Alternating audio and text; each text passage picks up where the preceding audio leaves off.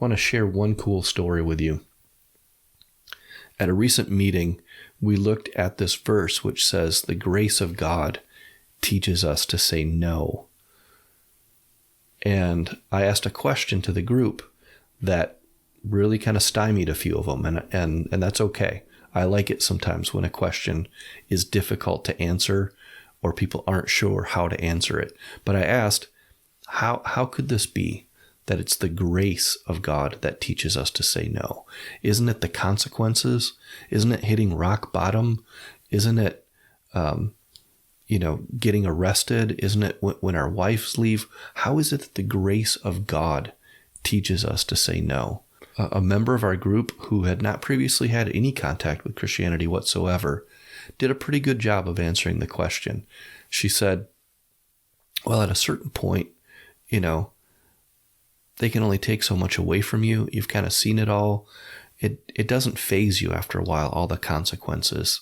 And plus, when you don't care about yourself, go ahead, punish me, throw me in jail, do what you're going to do. I don't care about myself anyway. That's not going to motivate me. So I heard that and I thought, that's a pretty cool answer.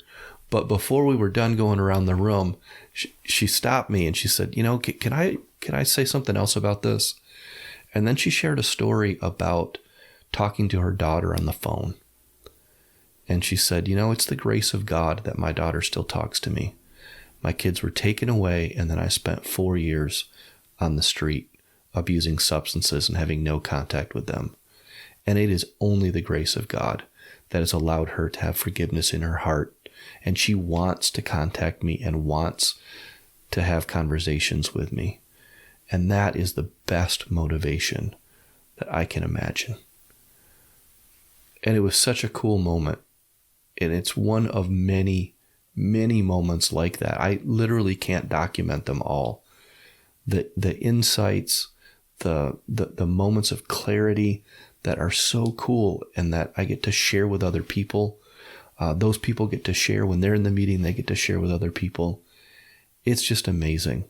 I don't pretend for a minute that Resilient Recovery is responsible for all of these people's recovery. I know it's not true. They're in rehabs. They're getting help from doctors. They're getting help from psychologists. And Resilient Recovery is just one part of that. But it's an important part because the guilt and the shame and trying to deal with that and overcome the guilt and shame and get to a point where you say, you know what, I can get my kids back. I can let that guilt and shame go, and I can reestablish contact with my mom that I haven't seen in 4 years. I can get over that guilt and shame, and I can start sending some money back to my son on the res who hasn't seen me in 3 years. That guilt and shame keeps people locked in a cycle, and it keeps them going back over and over again to drugs and alcohol to eliminate or drown out or escape that shame, but it never truly does provide an escape. And Resilient Recovery, hands down,